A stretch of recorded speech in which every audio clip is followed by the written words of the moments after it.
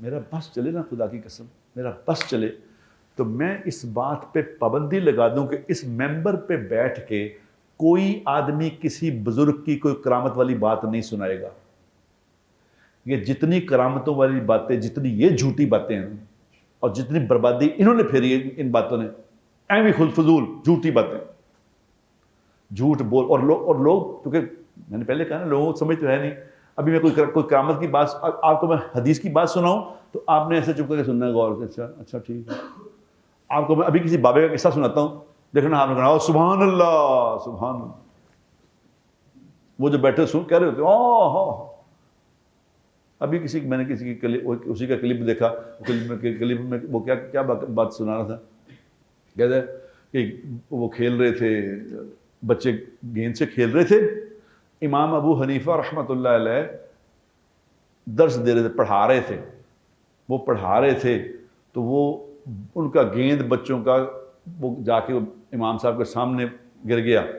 تو اس نے کسی بچے کی ہمت نہیں پڑی کہ ایک بچے نے کہا میں جا کے لے کے آتا ہوں. ایسے بچے تو بچے ہی ہوتے ہیں سب کے.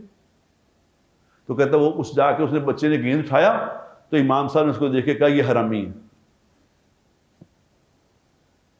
اللہ اکبر. اور لوگ کیا کریں سبحان اللہ سبحان اللہ.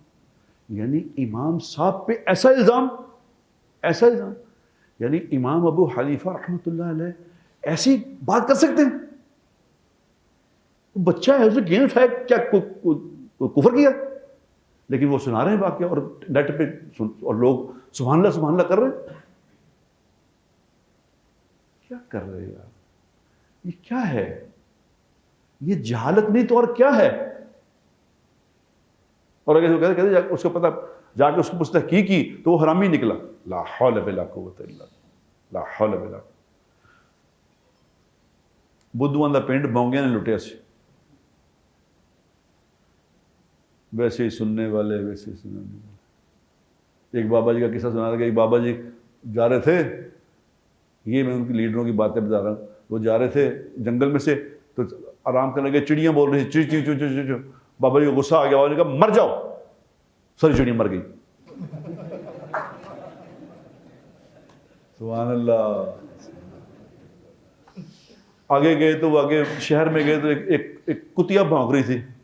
تو اور بابا جی نے کہا کتیا کو کہا مر جا. کتیا مری نہیں. تو کتیا میں سے پتہ نہیں آواز آئی کہ بابے نے کہا یہ وہ ان چڑیوں کا کوئی سائن نہیں تھا، اس کتیا کا کوئی سائن ہے. سبحان اللہ.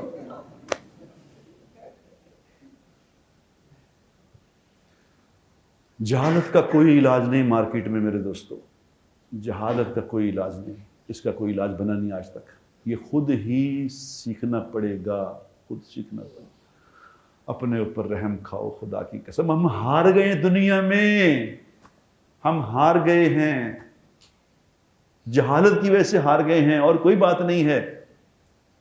جاؤ دنیا میں جا کے دیکھ لو نا، دیکھ لو کہ کیا ہمارا حال ہے.